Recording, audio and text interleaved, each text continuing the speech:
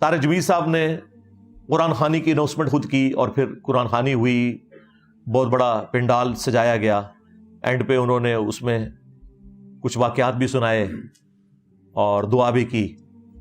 یہاں پہ بھی اب بریلویوں کو موقع مل گیا، انہوں نے کہا کہ دیکھ لیں جی، کل تک ہمیں یہ کہتے تھے کہ جی کل کروانا، تیجا کروانا، 40واں کروانا کوئی ثابت نہیں ہے، تو دیکھیں ثابت ہو گیا۔ یعنی یہ ثابت ہوا کہ طارق جمیل صاحب نے کیا تو ثابت ہو گیا۔ اچھا، کل کو میں طارق جمیل صاحب سے اگر اس پہ رجوع ریکارڈ کروا دوں تو کیا بریلوی واپس آ جائیں گے؟ اصولت تو ہونا چاہیے نا کہ آ جائیں، واپس نہیں آئیں گے۔ اور بھائی اس طرح چیزیں ثابت ہوتی ہیں، قرآن و سنت کے دلائل سے ثابت ہوتی ہیں۔ لیکن وہ اپنی جگہ درست ہیں بریلوی، وہ کہہ رہے ہیں کہ بھائی اگر انہوں نے کیا ہے تو دیوبندی انہیں غلط کہیں، اور اگر غلط نہیں کہہ رہے تو پھر جو ہم پہ فتوے لگاتے رہے ہیں وہ غلط لگاتے رہے ہیں۔ اور حقیقت بات یہ ہے کہ دیوبندی قرآن خوانی کے قائل ہیں۔ دیوبندی قرآن خوانی یا دعا ہوگی کہہ کے قرآن خوانی کرواتے ہیں، اور بریلوی اسے تیجا اور 40واں اور 10واں کہہ کے کرتے ہیں۔ کام دونوں یہی کرتے ہیں، نام مختلف ہے۔ لہٰذا یہ جو قرآن خوانی والا معاملہ ہوا ہے نا، اس میں کوئی سیکھ پا ہونے کی ضرورت نہیں ہے۔ دیوبندی پہلے ہی قرآن خوانی کے قائل ہیں، لیکن وہ نام نہیں دیتے سوئم کا، چہلم کا، تیجے کا، 40ویں کا یا 10ویں کا یا جمعراتوں کا، لیکن کرتے ہیں، وہ بھی اناؤنسمنٹ کرتے ہیں اور اس کے بعد قرآن خوانی کرتے ہیں۔ ہاں، شرعی طور پر نہ تیجا ثابت ہے، نہ 10واں، نہ 40واں، اور نہ اس طریقے سے قرآن خوانی کر کے کسی کو اصالِ ثواب کرنا، یہ بالکل کوئی ثابت نہیں ہے۔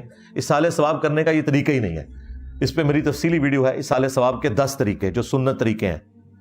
نبی علیہ السلام کی 3 بیٹیاں آپ کی اپنی زندگی میں فوت ہوئی ہیں، آپ نے اپنے مبارک ہاتھوں سے انہیں دفنایا، سیدہ زینب، ام کلثوم اور رقیہ علیہم السلام اجمعین۔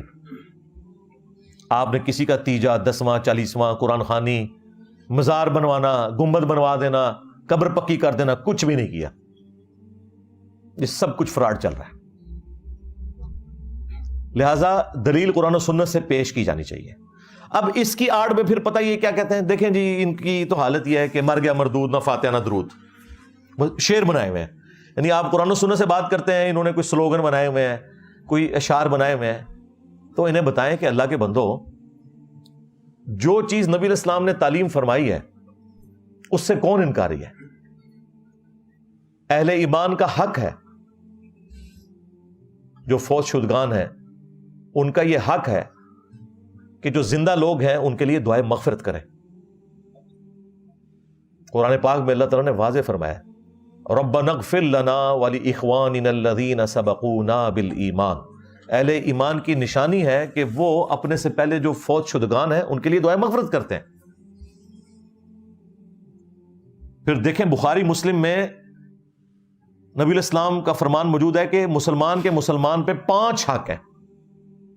ان میں سے ایک حق یہ ہے کہ جب وہ مر جائے تو اس کا جنازہ پڑھے۔ تو سب سے پہلے جو اصالِ ثواب والا معاملہ ہے وہ جنازے کی نماز ہے، جس میں آپ اس کے لیے دعائے مغفرت کرتے ہیں۔ اللہم اغفر لحینا ومیتنا وشاہدنا وغائبنا وصغیرنا وکبیرنا وذکرنا وانثانا، اللہم من احییتہ منا فاحیہ علی الاسلام ومن توفیتہ منا فتوفہ علی الایمان۔ تو یہ پہلا حق رکھ دیا ہے۔ اس کے بعد سنن ابی داؤد میں حدیث کے قبر پہ جا کے قبر کے سوالات کی استقامت کے لیے دعا مانگو۔ اسی طریقے سے پھر صحیح مسلم میں حدیث کہ جب بھی قبرستان جاؤ تو دعا مانگو، السلام علیکم اہل الدیار من المؤمنین والمسلمین وانا ان شاء اللہ بکم للاحقون نسأل اللہ لنا ولکم العافیہ۔ جب بھی قبرستان آپ نے جانا ہے، اور اگر قبرستان نہیں بھی گئے، عام حالات میں بھی آپ نے اپنے نماز کے تشہد کے اندر بھی دعا مانگنی ہے، ربنا آتنا فی الدنیا حسنہ وفی الآخرۃ حسنۃ وقنا عذاب النار رب اجعلنی مقیم الصلاۃ ومن ذریتی ربنا وتقبل دعاء ربنا اغفر لی ولوالدی وللمؤمنین یوم یقوم الحساب۔ جتنی بھی دعائیں آپ پڑھ سکتے ہیں تشہد کے اندر، وہ بخاری مسلم میں حدیث ہے، جب تم تشہد پڑھ چکو، دروشی پڑھ چکو، تو جو چاہو اپنے رب سے مانگو۔ جتنی بھی سنت دعائیں ہیں قرآن میں اور احادیث میں وہ آپ پڑھ سکتے ہیں۔ تو یہ تو روزانہ پڑھنی چاہیے، خواہ کسی کے ماں باپ زندہ ہیں یا فوت ہو چکے ہیں، انہوں نے دعا مانگنی ہی مانگنی ہے ان کے لیے۔ تو دعا سے کوئی شخص اپنے آپ کو بے نیاز نہیں کر سکتا۔ سنن ابن ماجہ میں حدیث ہے کہ ایک شخص کا مرنے کے بعد جنت میں درجہ بلند کیا جاتا ہے، تو وہ کہتا ہے یا اللہ یہ تو میرا عمل ہی نہیں تھا، تو اللہ تعالیٰ فرماتا ہے کہ تیرے بیٹے نے دنیا میں تیرے لیے استغفار کی، اس کی وجہ سے میں نے تیرا یہ مرتبہ بلند کر دیا. یہ صحیح حدیث ہے بالکل.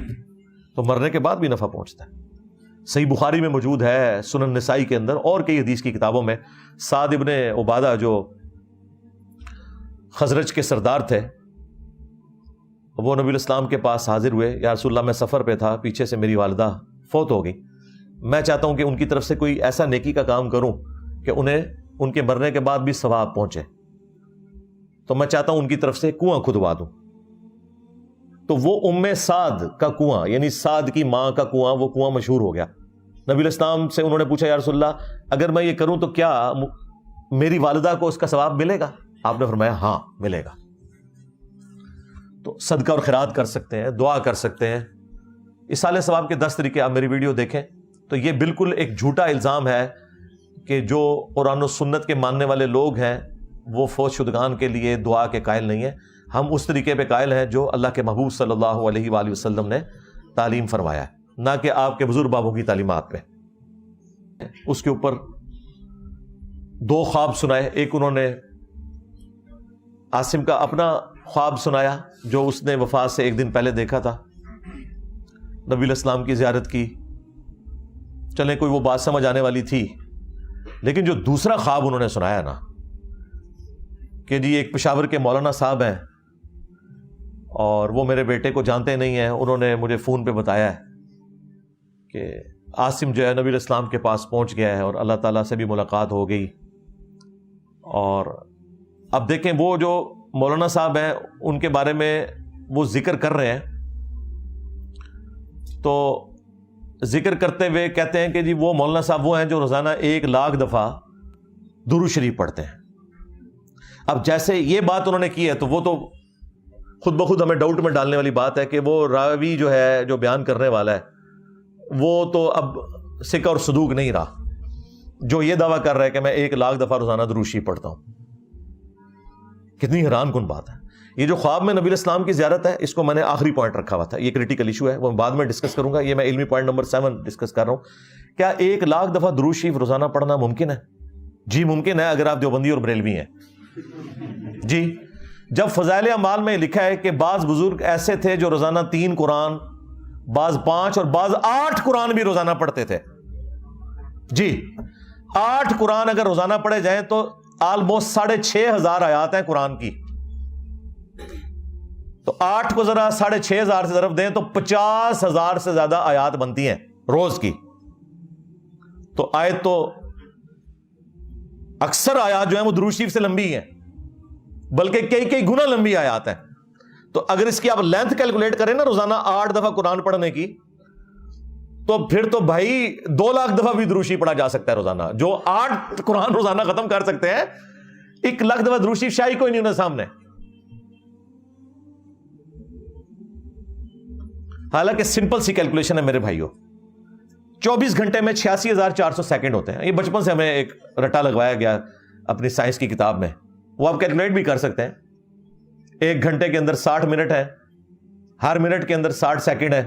60 ضرب 60 کریں 3600 آ جائے گا، اور ٹوٹل گھنٹے ہیں 24. اس کو 24 سے ملٹیپلائی کریں 86,400 سیکنڈز بنتے ہیں 24 گھنٹے میں. اگر کوئی شخص 1 سیکنڈ میں 1 دفعہ بھی درود شریف پڑھے اور 24 گھنٹے پڑھتا رہے تب بھی وہ 1,00,000 کا عدد کراس نہیں کر سکتا. کوئی 1 دفعہ کر ہی سکتا ہے، کوئی اعتکاف کر کے بیٹھ جائے. ہاں روزانہ کی بات تو پھر بعد کی ہے. 1 دفعہ چلے وہ بیٹھ بھی گیا ہے، چھوٹے سے چھوٹا بھی کوئی درود پڑے گا تو صلی اللہ علیہ وآلہ وسلم ہے نا، اس کو پڑھنے کے لیے بھی آپ کو 2 سے 3 سیکنڈ چاہیے. ادروائز آپ تو وہ توڑ کے پڑھ رہے ہوں گے نا. ظاہر ہے آپ نے اگر الفاظ پورے ادا نہیں کیے وہ درود شریف نہیں ہے، آپ تو خود لعنت کما رہے ہوں گے اگر آپ نے الفاظ ہی توڑ دیے صلی اللہ علیہ وآلہ وسلم. یا چلے کوئی آل کے بغیر پڑھتا ہے، کوئی ناسبی ٹائپ قسم کا کوئی درود شریف پڑھنے والا ہے صلی اللہ علیہ وسلم، یہ بھی کوئی پڑھتا ہے تو تب بھی 1.5-2 سیکنڈ تو چاہیے. اور تیزی سے بھی آپ پڑھیں گے، پہلی تسبیح تو 100 والی آپ کھینچ لیں گے، اس کے بعد جو آپ کو سانس چڑھے گا اگلی دفعہ ہو سکتا ہے تسبیح اتنی جلدی پوری نہ ہو. پھر بھی 24 گھنٹے میں آپ نہیں پڑھ سکتے. ابھی تو میں یہ کہہ نہیں رہا کہ اس نے سونا بھی ہے، نماز بھی پڑھنی ہے. نماز پڑھنا تو فرض ہے نا, دروشی پڑھنا تو فرض نہیں نا سوائے نماز کے. نماز میں فرض ہے, نماز کے علاوہ تو نفلی عبادت ہے, اور باقی کام بھی کرنے ہیں. تو یہ بالکل جھوٹ ہے. اور اب جو لوگ اس کا پلی لے رہے ہیں کہ دیکھیں جی یہ اپنے بزرگوں کے لیے تو 1,00,000 دفعہ دروشی مانگتے ہیں, تو ہمارے بزرگوں کے لیے مانگتے ہیں. اور بھائی دوئے پرا ہو تسی, ہاں پتر تو کیوں فیل ہویا؟ ابا جی تواڈے دوست دا منڈا بھی فیل ہو گیا. ہاں بھائی دوئے فیل ہوئے ہو. تو بھائی یہ بالکل فراڈ ہے. نہ اس طریقے سے کوئی معاملات ہوتے ہیں. ہم نے سنت اذکار کے اوپر یہ کارڈز باقاعدہ لکھے ہیں, PDF فارم میں ہے, ایپس میں رکھے ہیں. یہ بلو کارڈ آخرت کا, صبح شام کے سنت اذکار, اور یہ گرین کارڈ فرض نماز کے بعد کے اذکار. یہ جو صبح شام کے اذکار ہیں, آپ کو نبی علیہ السلام کا کوئی بھی وظیفہ ملے گا تو ہوگا کہ 1 دفعہ پڑھ لیا جائے, 3 دفعہ پڑھ لیا جائے, 10 دفعہ پڑھ لیا جائے, 33 دفعہ پڑھ لیا جائے. حد جو آپ کو ملتی ہے وہ 100 دفعہ ہے. 100 دفعہ صبح, 100 دفعہ شام, بس. 1.25 دفعہ آیت کریمہ پڑھنا, اس طرح کے کوئی وظائف نہیں ہے. نہ روزانہ اتنا 1,00,000 دفعہ دروشی پڑھنا. بھائی دروشی آپ پڑھ سکتے ہیں, وہ حدیث ٹھیک ہے جامع ترمذی میں کہ قیامت کے دن میرے سب سے زیادہ نزدیک وہ ہوگا جس نے دنیا میں سب سے زیادہ مجھ پہ درود پڑھا ہوگا, اللہم صلی علی محمد وعلی آل محمد. وہ اپنی جگہ ہے. میں یہ نہیں کہہ رہا کہ 100 سے زیادہ دفعہ پڑھا نہیں جا سکتا, پڑھ سکتے ہیں آپ, پڑھنا چاہیے. لیکن یہ کہنا ہے کہ 1,00,000 دفعہ روزانہ, تو بھائی اس دن سے ڈریں کہ گوروں کو اردو آ جائے یا آپ کو انگریزی آ جائے, یا آپ کا مذاق ہی اڑایا جائے گا. اور باقی جو لوگ اپنے بزرگوں کی وجہ سے ان کا مذاق اڑا رہے ہیں, انہیں بھی شرم کرنی چاہیے. تمہارے بزرگوں نے بھی اس قسم کے جھوٹ اپنے بارے میں مشہور کیے ہیں. کوئی کہتا ہے جی 40 سال تک عشاء کے وضو سے فجر کی نماز پڑھی. اندازہ کرو کس سنت کے اوپر عمل کیا. بدعت کو انہوں نے نیکی کا نام دیا ہوا ہے. تو یہ اس طریقے سے کہنا کہ جی 1,00,000 دفعہ دروشی پڑھ لیا, تو یہ تو اس کے بعد وہ جو بھی خواب بیان کر رہا ہے تو اس کی کریڈیبلٹی آپ خود ہی سمجھ سکتے ہیں. اب ہونا تو چاہیے حکومتی لیول کے اوپر ان لوگوں کو بٹھایا جائے, انہیں کہے کہ ہاں بہ ہیں تھے 24 گھنٹے ہستے ذرا, ہاں تے پڑھ اونچی بات ہی ذرا درود شریف, میں بھی سنا ذرا 1,00,000 کس طرح پورا ہوتا ہے. اب آپ یہ باتیں کریں, کہتے ہیں جی کرامت ہے. اچھا جی کرامت ہے جی, بریلویوں کی ہو تو بدعت ہے, تہاڈی ہوتے کرامت ہے. ہاں یہ کون سی کرامت ہے بھائی؟ ہاں اگر کرامت یہ ہے نا کہ آپ 3 دفعہ سورہ اخلاص پڑھیں اور 1 قرآن کا ثواب, تو ٹھیک ہے, سمجھ آتی ہے کہ آپ کے بزرگ 8 قرآن پڑھ لیتے تھے جو فضائل مال میں لکھا ہوا ہے, 8 3 24 دفعہ سورہ اخلاص. لیکن وہ یہ نہیں لکھا, وہ آپ کو بھی پتا ہے. تو خیر یہ تو آپ دعوت اسلامی والوں کے پاس جائیں تو ان کے پاس تو ایک درود جو ہے وہ 10-10 لاکھ کے برابر ثواب والا موجود ہے. ادھر تو پیکیج ہی بڑے فٹ قسم کے ہیں. ہاں جس طرح یہ تو صحیح پیکیج ہے نا جو بخاری مسلم میں ہے کہ جو 1 دفعہ سورہ اخلاص پڑھتا ہے 3/4 قرآن کے برابر ہے. تو دعوت اسلامی والوں نے تو باقاعدہ وہ درود شریف کے کارڈ, ہم خود بھی پڑھتے تھے جناب, اتنے لاکھ دفعہ درود پڑھنے کا ثواب 1 دفعہ پڑھ لو. تو میرے خیال ہے طارق جبیر صاحب کو اس مولانا صاحب سے پوچھنا چاہیے کہ 1,00,000 دفعہ گنتی کر کے پڑھتے ہو یا کوئی ایسا درود پڑھتے ہو جس کا ثواب 1,00,000 کے برابر ہے. ہاں یہ بھی ہو سکتا ہے. ہاں جے بچانا جے نا انہوں تے یہی کہو, ہاں ورنہ کوڑ مار رہے جے سارے. کہ نبی علیہ السلام کی خواب میں زیارت ایک سینسٹیو ٹاپک ہے, لیکن اس ٹاپک کی کریڈیبلٹی اب یہ رہ گئی ہے کہ اگر بریلوی دیکھیں تو دیوبندی کہتے ہیں یہ جھوٹ بول رہے ہیں, انہوں نے نبی علیہ السلام کو نہیں دیکھا. اور اگر دیوبندی دیکھ لیں تو بریلوی کہتے ہیں کہ یہ جھوٹ بول رہے ہیں. اہل حدیث تو ویسے ہی نہیں ہونا, وہ یہی کہیں گے نا, کہتے ہیں جی انہوں کی تو زیارت ہونی ہے, یہ تو منکر ہے. اس سے زیادہ پھر اب اس کی کیا اہمیت رہے گی کہ جب آپ ایک دوسرے کے نہیں مان رہے. آپ دیکھ رہے وہ باپا جانی کی بھی ویڈیو باقاعدہ ایک بندہ سامنے کھڑا ہوتا ہے, جی باپا جانی مجھے نبی علیہ السلام کی طرف سے آپ کے لیے ایک پیغام ملا ہے جی, الیاس قادری کو میرا سلام کہنا اور انہیں کہنا کہ دین کا کام اسی طریقے سے کرتے رہو. توبہ توبہ, اے دین کا کام پہ کرتا جی بندہ. بابا جی کی گھوڑی, ہاں یہ جڑے تانوں اس قسم کے تعویذات پہ دسدا, یہ دین دا کام ہو رہا جی. اندازہ کرو, اللہ سے ڈرو یار, دین کا اس سے تعلق ہے. ٹھیک ہے, جو جہاں کی سٹوریاں سنانا اور اس کو آپ نے دین بنا دیا. نبی علیہ السلام کہیں گے کہ اے کام جاری رکھ دو. توبہ توبہ توبہ. اندازہ کریں. تو یہ خواب سارے بیان کرتے ہیں. یہاں پہ بھی یہ جو تارج میر صاحب کو اگر کسی نے بتایا بھی تھا بھائی خواب اس لیے نہیں آپ نے لوگوں کو بیان کرنے ہیں, اگر سپوز ٹھیک بھی ہو تب بھی یہ اس شخص کے لیے بشارت ہے, اس کو پبلکلی نہ ذکر کریں, کیونکہ اگر آپ ذکر کریں گے تو اس کا مطلب یہ ہے کہ پھر دوسروں کو بھی آپ موقع دیں گے کہ جب وہ ذکر کریں تو پھر آپ بھی مانیں گے. اور بیک وقت اگر دونوں کے خواب ایک دوسرے کے مخالف پارٹیوں کے صحیح نکل آتے ہیں تو اس کا تو بڑا خطرناک مطلب نکل رہا ہے کہ آپ دونوں ہی جھوٹ بول رہے ہیں, کیونکہ دونوں ٹھیک نہیں ہو سکتے. دونوں ٹھیک تو آپ ایک دوسرے کو مانتے ہی نہیں ہیں. ہاں, آپ دونوں کے خراب ہونے کے اوپر باقی فرقوں کا اتفاق ہوگا تو یہ آپ گھڑ رہے ہیں, یا پھر یہ ایک سمجھ لیں پیورلی ایک میڈیکل ایشو ہے نبی الاسلام کی زیارت کے حوالے سے جو اکثر لوگوں کے ساتھ ہوتا ہے. خواب میں آج بھی نبی الاسلام کی زیارت ممکن ہے, لیکن اس کی چند شرائط ہے ان کے ساتھ. ہم اہل حدیث والا موقف نہیں رکھتے کہ بھی صرف صحابہ کر سکتے تھے, نہیں, صحابہ کے بعد بھی کئی لوگوں نے زیارت کی ہے, احادیث کی کتابوں میں نقل ہوئی ہے, لیکن وہ شرائط کے ساتھ ہوگا. بخاری اور مسلم دونوں میں حدیث ہے, اللہ کے محبوب صلی اللہ علیہ وآلہ وسلم نے فرمایا کہ خواب جو ہے یہ نبوت کا 46واں حصہ ہے, یعنی غیبی خبروں کا 46واں حصہ ہے خواب. انبیاء کے کیس میں تو وحی الہی ہوتے ہیں, ان میں شیطان کی کوئی دخل نہیں ہے, لیکن غیر انبیاء کا خواب بھی نبوت کا یعنی غیبی خبر کا حصہ ہے. لیکن وہ ساتھ ہی بخاری مسلم میں آیا کہ خواب کی پھر 3 اقسام ہیں, اللہ کی طرف سے, شیطان کی طرف سے, اور نفس کی طرف سے. جو آپ زیادہ سوچتے ہیں وہی آپ کو خواب میں نظر آ جاتا ہے. جب آپ روزانہ بیٹھ کے یہ وظیفہ کر رہے ہیں کہ اس وظیفے سے مجھے نبی الاسلام کی زیارت ہونی چاہیے, اور اتنا آپ اس کو سوچتے ہیں تو کچھ نہ کچھ تو خواب میں نظر آ جائے گا. اور شیطانی خواب کے بارے میں نبی الاسلام نے فرمایا کہ 3 دفعہ تھوک لو بائیں طرف, یعنی پریکٹیکلی نہیں, بس ایسے کر لیں 3 دفعہ, اور اس برے خواب کا ذکر کسی سے نہ کرو. بخاری مسلم دونوں میں حدیث ہے, نبی الاسلام نے فرمایا کہ میری وفات کے بعد اب نبوت کی خبروں میں سے صرف خواب مبشرات باقی ہیں. پوچھا کہ مبشرات کیا ہیں, تو فرمایا خواب جو اللہ تعالیٰ اپنے بندوں کو دکھائے گا. لیکن ظاہر ہے کہ جب تک وہ اسٹیبلش نہیں ہوتا آپ کنفرم تو نہیں بتا سکتے. خواب میں اگر آپ کو مستقبل کی کوئی خبر دی گئی ہے تو اس کا یہ قطعاً مطلب نہیں کہ یہ پریکٹیکلی ہو بھی جائے گی. جب تک ہو نہ جائے, ہو جائے تو پھر آپ کہہ سکتے ہیں ہاں جو خواب میں نے دیکھا تھا وہ بالکل درست تھا. تو غیبی خبر خواب کی شکل میں آج بھی جاری ہے, اور اسپیسیفکلی نبی الاسلام کے حوالے سے بخاری مسلم میں موجود ہے. اللہ کے محبوب صلی اللہ علیہ وآلہ وسلم نے فرمایا جس شخص نے مجھے خواب میں دیکھا میری شکل میں تو اس نے مجھی کو دیکھا, میری شکل میں شیطان نہیں آ سکتا. اچھا, اس حدیث کے ساتھ ہی امام بخاری امام مسلم نے راوی حدیث محمد ابن سیرین تابعی المتوفا 110 ہجری ان کا قول نقل کیا ہے کہ جب رسول اللہ کو ان کی اپنی شکل میں کوئی دیکھے تو, ہاں جی, یہ انجینئر صاحب نے نہیں گن پوائنٹ پہ داخل کروایا امام بخاری امام مسلم سے, اگر نبی الاسلام کی اپنی شکل میں کوئی دیکھے تو. اب نبی الاسلام کی جو شکل مبارک ہے وہ تو حدیث میں رپورٹ ہوئی ہے.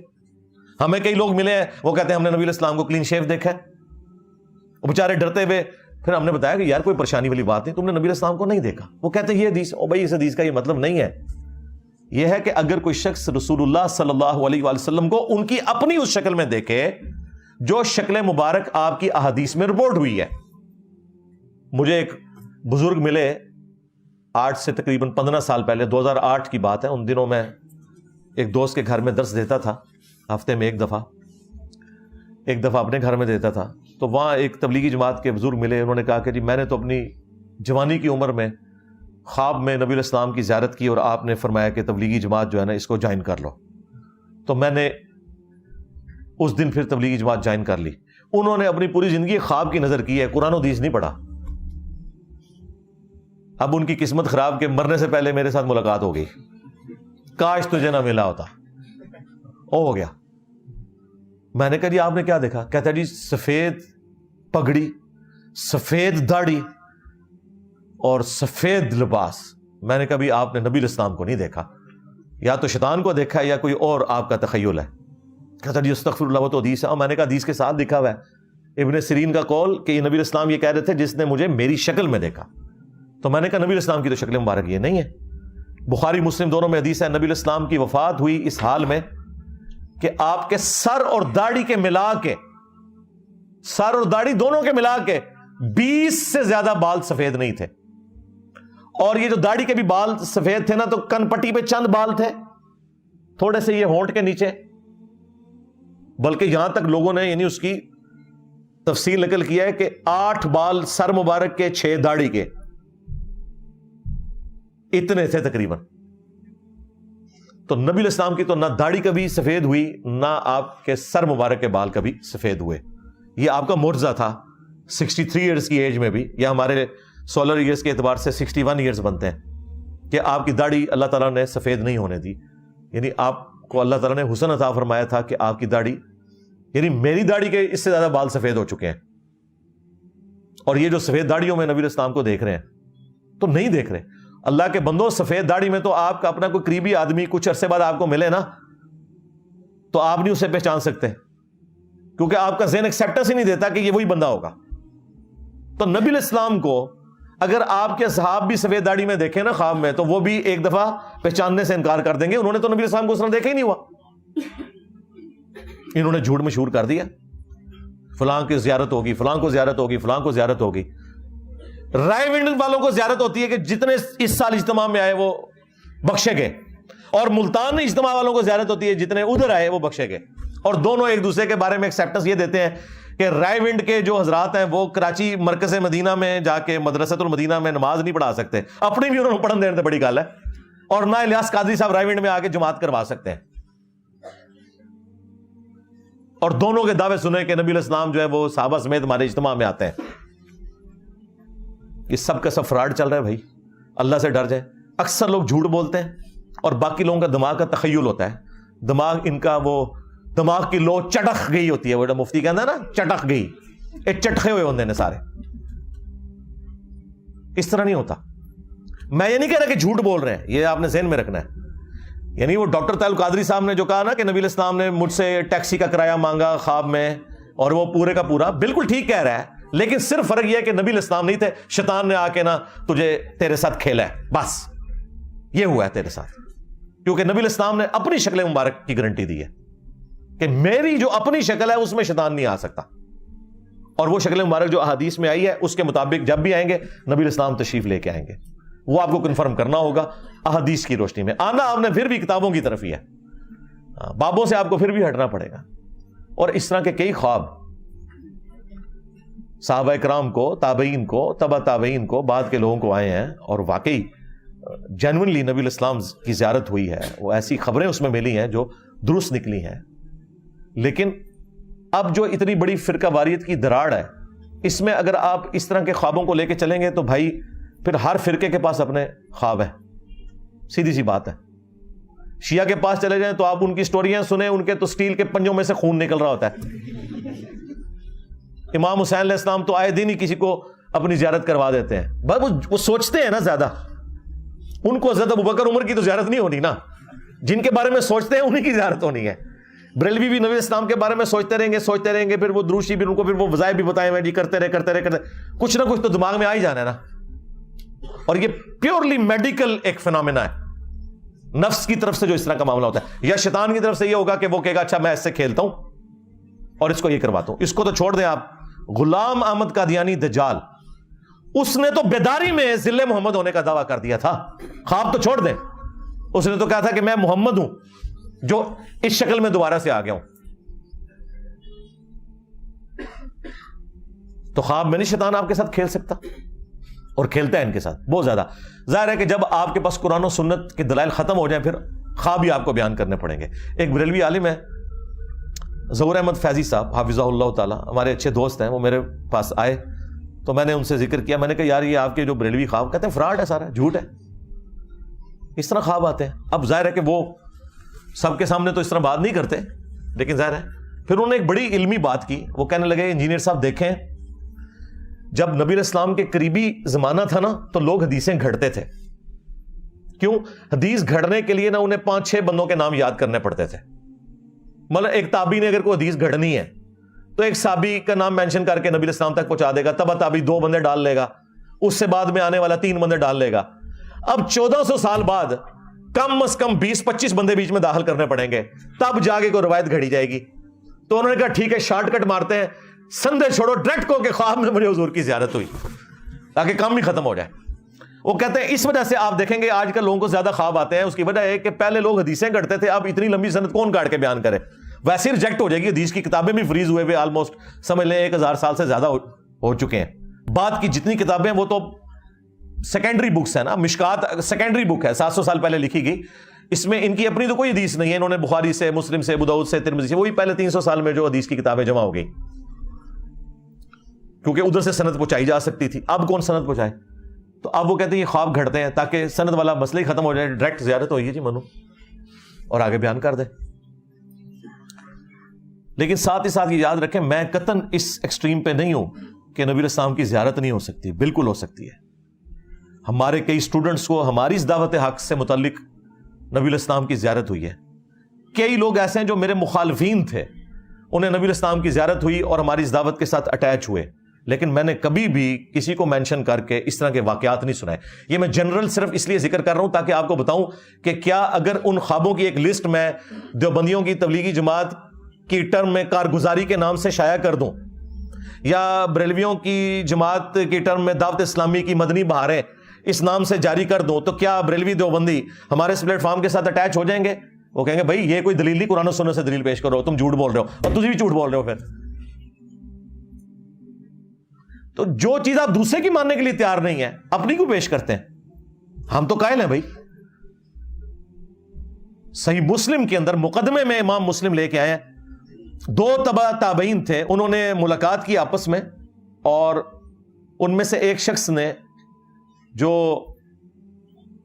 ابن ابی عیاش ہے اس کا ذکر کیا کہ اس سے میں نے حدیثیں نوٹ کی ہیں, اور ساتھ اس نے کہا کہ میں نے خواب میں نبی صلی اللہ علیہ وآلہ وسلم کی زیارت کی, تو آپ صلی اللہ علیہ وآلہ وسلم سے ریکویسٹ کی کہ یا رسول اللہ میں نے 1000 حدیثیں نوٹ کی ہیں, ذرا آپ مجھ سے سن لیں. تو میں نے خواب میں وہ 1000 حدیثیں نبی علیہ السلام کو سنائی, بیداری میں نہیں, وہ جلال الدین سیوطی کا جھوٹ ہے, خواب میں, خواب تو برحق ہے. تو کہتے ہیں نبی علیہ السلام نے صرف 5 یا 6 حدیثوں کی تصدیق کی, باقی سب کے بارے میں فرمایا یہ بالکل جھوٹ ہے, میں نے نہیں فرمایا. اور ظاہر وہ راوی بھی کذاب ہے, ابن ابی عیاش, یہ وہی خبیث ہے جس نے حضرت عمر کے اوپر تہمت لگائی کہ انہوں نے حضرت فاطمہ کو قتل کیا دروازہ پھینک کے, جو شیعہ لے کے پھرتے ہیں, جعلی روایت. ابان بن ابی عیاش, تو یہ ابان بن ابی عیاش وہ کذاب راوی, اس کے بارے میں وہ امام مسلم نے اس سے ثابت کیا کہ نبی الاسلام نے بھی اس کو کذاب کے طور پر ٹریٹ کیا. نبی الاسلام کی وفات کے 50 سال کے بعد حضرت عبداللہ ابن عباس نے جو خواب دیکھا تھا کہ نبی الاسلام نے خون کی ایک شیشی اٹھائی ہوئی ہے, اور فرمایا کہ میں نے عرض کی اے اللہ کے رسول آپ کی یہ جو پرانگدہ حالت ہے تو آپ کو کس نے غمناک کر دیا؟ تو آپ نے فرمایا میں صبح سے حسین اور اس کے ساتھیوں کا خون سمیٹ رہا ہوں کربلا میں. وہ کہتے ہیں میں نے وہ دن اور تاریخ یاد رکھی, اور گھبرا کے جب دوپہر کے وقت اٹھا میں نے وہ نوٹ کر لیا. کچھ عرصے بعد پھر خبر پہنچی, ظاہر ہے اس زمانے میں تو کمیونیکیشن اتنی فاسٹ نہیں تھی, تو پتہ چلا کہ واقعی اس دن حسین ابن علی اور ان کے ساتھیوں کو شہید کیا گیا کربلا میں, رضی اللہ عنہم اجمعین وعلیہم السلام اجمعین. تو یہ نبی الاسلام کی وفات کے 50 سال کے بعد ابن عباس نے خواب میں دیکھا. تو ایک صحابی نے بھی یعنی یہ خواب نقل کیا اپنا, اور مسند احمد میں آیا. تو 3 تو میں نے آپ کو حدیث کی کتابوں سے مثال دے دی, 4تھی مثال لے لیں.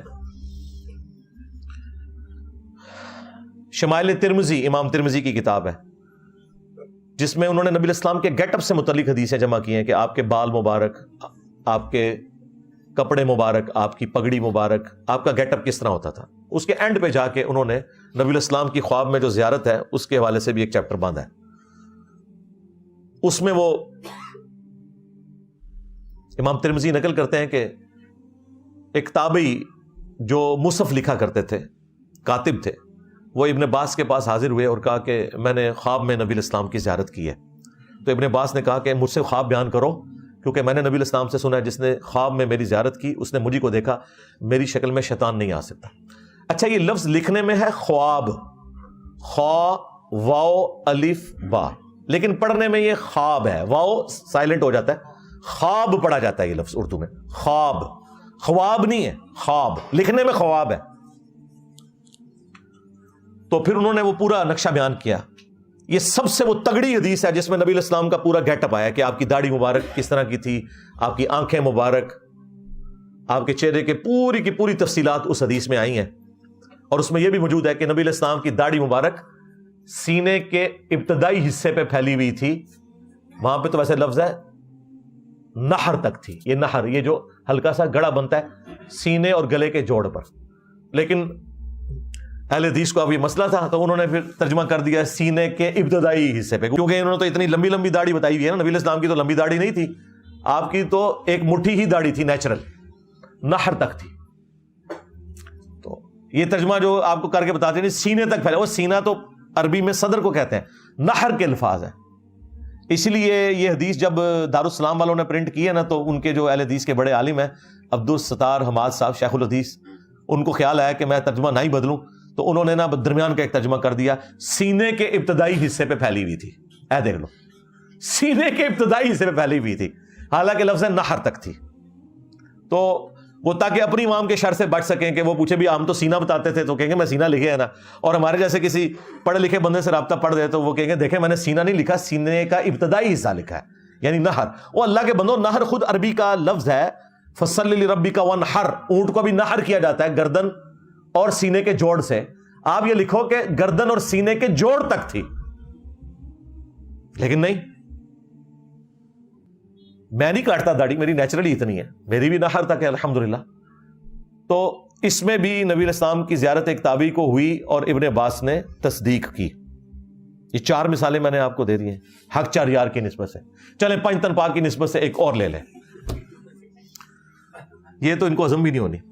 سنن دارقطنی جو حدیث کی کتاب ہے، امام دارقطنی المتوفا 382 ہجری 4 صدی ہجری میں اہل سنت کے بڑے ائمہ میں سے ہیں، ان کی کتاب ہے سنن دارقطنی، اس کا پی ڈی ایف بھی اویلیبل ہے، بریلویوں نے خود ترجمہ کر کے پرنٹ کر دیا، اسے بڑی نیکی کا کام کیا ہے۔ اس میں جب نماز کے طریقے سے متعلق احادیث آئی ہیں نا، تو اس میں امام دارقطنی نے اپنے استاد کا خواب نقل کیا ہے، تو سند کی ضرورت نہیں ہے، انہوں نے ڈائریکٹ اپنے استاد سے سنا ہے، اور سنا کس نے ہے؟ بریلوی، دیوبندی، اہل حدیث تینوں کے مشترکہ امام دارقطنی۔ وہ کہتے ہیں کہ میرے استاد کہتے ہیں کہ پہلے میں بھی کوفیوں کے مذہب پر تھا اور رفع الیدین سے نماز نہیں پڑھتا تھا، تو ایک رات مجھے خواب میں نبی صلی اللہ علیہ وآلہ وسلم کی زیارت ہوئی، میری بڑی خواہش تھی کہ میں حضور کو نماز پڑھتے ہوئے دیکھوں، تو کہتے ہیں میں نے خواب میں نبی صلی اللہ علیہ وآلہ وسلم کو نماز پڑھتے ہوئے دیکھا، آپ رکوع میں جاتے وقت اور رکوع سے اٹھتے وقت رفع الیدین کر رہے تھے، تو میں نے رفع الیدین شروع کر دیا۔ یہ خواب حدیث کی کتاب میں لکھا ہوا ہے، اور سند اتنی مضبوط کہ امام دارقطنی خود کتاب لکھ رہے ہیں اور کہہ رہے ہیں میرا استاد مجھے جب رفع الیدین کی حدیثیں لکھواتا تھا تو کہتا تھا ساتھ یہ بھی لکھ کہ میں بھی رفع الیدین شروع کیتا سی، جس نے تسی انجینئر صاحب دی ویڈیوز ویکھ کے کیتا ہے نا، انہوں نے نبی علیہ السلام دی ویڈیو خواب وچ ویکھی۔ اچھا، یہ جو خواب کرتے ہیں، خوابوں کی دنیا انہوں نے کھڑی کی ہے، مجھے بتائیں یہ بریلویوں نے جب سنن دارقطنی چھاپی ہے، یہ نبی علیہ السلام کا خواب کسی اہل حدیث نے نہیں دیکھا، کسی دیوبندی نے نہیں دیکھا، کسی شیعہ نے نہیں دیکھا، امام دارقطنی کے استاد نے دیکھا ہے، کیا ان کے استاد کا خواب یہ پڑھ کے کیا بریلوی رفع الیدین شروع کر دیں گے؟ تو کہیں گے نہیں یہ تو کوئی دلیل نہیں ہے، آپ جو ہے نا وہ حدیث سے بتائیں، حدیث تو بخاری مسلم کی کتنی حدیث ہیں آپ کو بتائیے، وہ تو 70B مسئلہ دیکھیں جو آپ کا فراڈ تھا سارا، کہ وفات تک ثابت کریں، خلفائے راشدین سے ثابت کریں، اور پتہ نہیں کیا کچھ، میں نے سب کچھ 8 علمی پوائنٹس ریکارڈ کروا دیے ہیں، ایک چیز کا جواب دیا ہے۔ تم لوگوں نے تو بخاری مسلم کی حدیثیں نہیں مانی، چلے خوابوں میں چلنے والے ہو تو ہم تو اب خواب بھی دکھا رہے ہیں، اور کیا چاہتے ہو؟ تمہارے بابوں کے خواب جن کو شاید نماز بھی نہ صحیح طریقے سے آتی ہو، اس کے اوپر تم نے اپنا پورا فرقے کھڑے کیے ہوئے ہیں، اور ہم آپ کو امام دارقطنی کے استاد ایک محدث کا اوریجنل خواب بتا رہے ہیں حدیث کی کتاب سے، کہ انہوں نے نبی علیہ السلام کو خواب میں رفع الیدین سے نماز پڑھتے ہوئے دیکھا ہے، تو تم رفع الیدین شروع کیوں نہیں کرتے؟ ٹائم قیامت تک جواب دینا نہیں اس گل دا، یہ بھی نہیں کہہ سکتے کہ وہ جھوٹا خواب ہے، حدیث کی کتاب میں سند پہ بحث ہی نہیں ہے، وہ ڈائریکٹ استاد اپنے شاگرد کو لکھوا رہا ہے، استاد بھی امام ہے حدیث کا، شاگرد کی تو کتاب ہے اپنی۔ دیکھا کیسی بند گلی میں چلے گئے، اور پہ گیا جو تھوڑے بزرگوں نو پہ گیا جے، دیکھا کیسا پیا انہوں میں، کتنے جاؤ گے؟ اینڈ پہ ان کے پاس یہی چارہ ہوگا کہ یہ پھر چیخو پکار کریں گے۔ تو یہ ساری کی ساری گفتگو کرنے کا مقصد یہ تھا کہ یہ ایک اچھا موقع تھا کہ میں اس امت کی اصلاح کرتا، کہ اس امت کو انہوں نے اللہ اور اس کے رسول عز و جل و صلی اللہ علیہ وآلہ وسلم کی محبت کے نام پر اپنے بزرگوں کے قدموں میں ڈالا ہے، اور ہمارا کام یہ ہے کہ ایک ایک بندے کو جھنجھوڑیں گے اور اسے بتائیں گے کہ مرنے سے پہلے اے مسلمان کر لے اس پہ غور، کتابوں کا خدا اور ہے، بابوں کا خدا اور، کتابوں کا پیمبر اور ہے، بابوں کا پیمبر اور، کتابوں کا دین اور ہے، بابوں کا دین اور۔ اگرچہ یہ سارے بابے مسلمان تھے، اللہ رسول کے ماننے والے تھے، دین اسلام کے ماننے والے تھے، تعلیمات انہوں نے آپ کو کتابوں والی نہیں بتائی، بابوں والی بتائی ہیں۔